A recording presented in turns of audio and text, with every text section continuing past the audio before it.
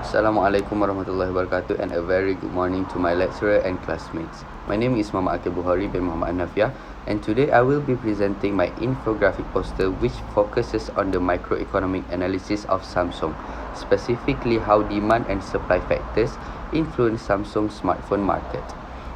So Samsung is one of the largest smartphone manufacturers in the world, competing directly with brands like Apple, Xiaomi, and Huawei. Because of its global presence, Samsung is heavily affected by change in consumer behavior, income levels, production costs, and global supply chain.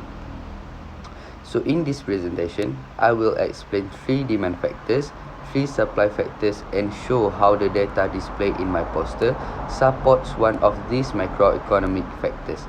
So on the right side of my poster, I have listed 3 major demand factors that influence Samsung smartphones. The first one is the consumer income and purchasing power. So this is the most important factor, and it also the only factor that I link to the dataset known in my poster.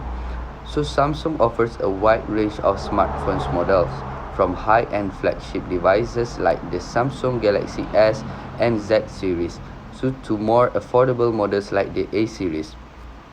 So when consumer income increases, purchasing power becomes stronger, and consumers are more likely to buy mid to high-end Samsung models. When income decreases, demand may shift toward cheaper alternative or budget brands. So in my poster, I included one official chart showing household disposable income 2023 in multiple countries. So what is the data shows is countries with higher disposable income, such as Australia, Switzerland, and United States, have greater ability to purchase premium smartphones like the Samsung S23 Ultra or Z Fold series. Countries with lower disposable income tend to purchase more budget or mid-range devices, or even switch to substitutes like Xiaomi. So the upward or high disposable income levels in these countries support the idea that increased income leads to higher demand for Samsung products, especially premium models. So this directly aligns with the income and purchasing power demand factors. So the next one is brand loyalty and preferences. Samsung has built a strong brand reputation over many years, especially through its AMOLED display, innovation in foldable phones, and its ecosystem of devices like Galaxy Buds, Galaxy Watch, and SmartThings. So consumers who already used to Samsung interface or features tend to stay loyal and continue purchasing Samsung devices, which increases the demand. So this factor is driven by preferences, brand trust, design, and overall experience.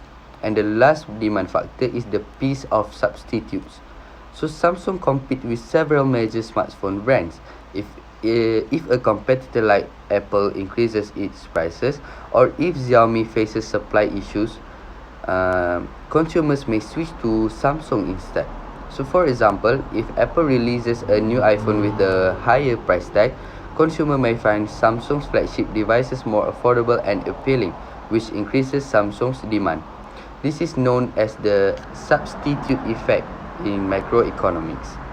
At the bottom left of my poster, I listed 3 supply factors that influence Samsung's ability to produce smartphones.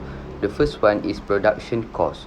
Samsung relies heavily on components such as chips, camera modules, batteries, and displays. When the cost of raw material increases, for example, semiconductor shortage or higher lithium prices, Samsung's production cost rises. So this reduces supply because manufacturing becomes more expensive. The next one is technology and invention. So Samsung invests heavily in R&D, especially in screen technology like AMOLED and foldable displays. So more advanced and efficient technology allows Samsung to produce smartphones faster, with higher quality and lower defects. So this increases supply because Samsung becomes more efficient in its production process. And the last one is the global supply chain and logistics. Samsung operates across multiple countries, including South Korea, Vietnam, China, and also India. So global factors such as shipping delays, trade restrictions, port congestions, and geopolitical tension can affect Samsung's supply chain. So for example, The COVID-19 pandemic and the Russia-Ukraine conflict caused semiconductor and logistic disruptions of worldwide. So when supply chain issues worsen, Samsung's ability to deliver smartphones decreases. And to summarize the data in my poster, the household disposable income chart highlights differences in incomes level across countries. So this data is directly linked to the consumer income purchasing power, demand factor. So higher disposable income means higher demand for Samsung premium models, and lower disposable income means lower demand or shift to budget alternative. So this data supports the microeconomics concept that income level directly influences the demand curve. So in conclusion, Samsung smartphones market is influenced by several microeconomic factors. Demand is shaped by income levels, brand loyalty, and substitute pricing, while supply depends on production costs, technology, and also global logistics. The household income data shown in my poster supports the idea that higher consumer income leads to higher demands for Samsung smartphones. Understanding these microeconomic relationships helps explain why Samsung adjusts its pricing strategy, model range, and production decisions in different countries. So thank you very much.